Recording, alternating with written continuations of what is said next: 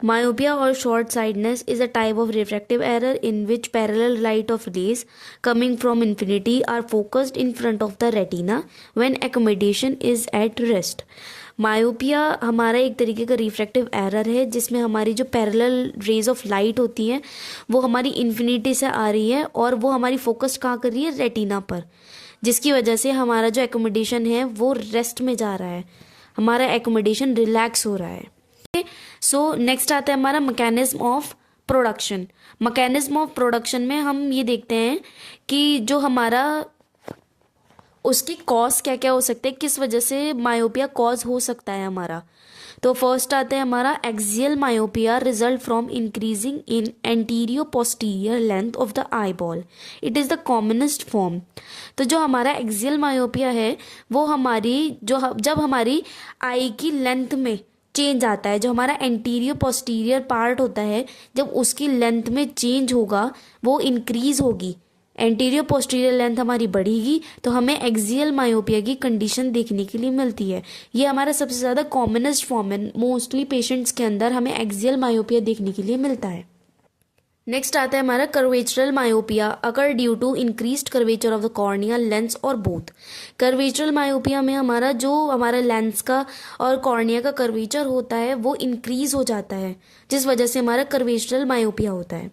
Third, positional myopia. Positional myopia होता है जो हमारा एंटीरियर प्लेसमेंट होती है क्रिस्टलिन लेंस की, उसके डिस्टर्ब होने की वजह से हमें पोजिशनल मायोपिया की प्रॉब्लम आती है.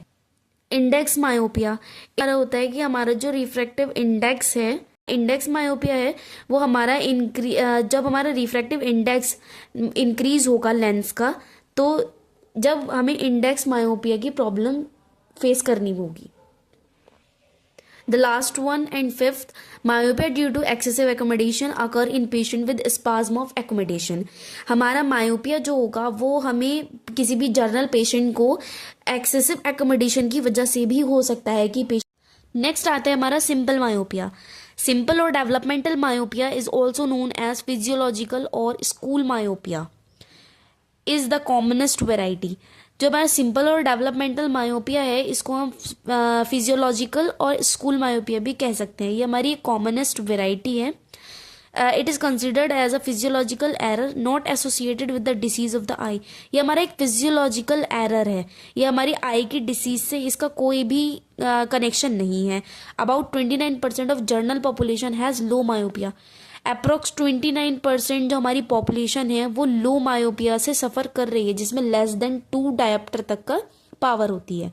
And about 7% have moderate myopia. 7% moderate myopia से सफ़र कर रही है, जिसमें 2 to 6 डायोप्टर पावर हो सकती है. Next one is pathological myopia. Pathological degenerative progressive myopia, as the name indicated, is a rapidly progressive error resulting in high myopia during early adult life, which is usually associated with degenerative changes in the eye.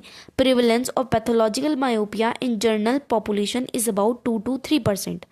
Pathological myopia को हम degenerative या progressive myopia भी कह सकते हैं.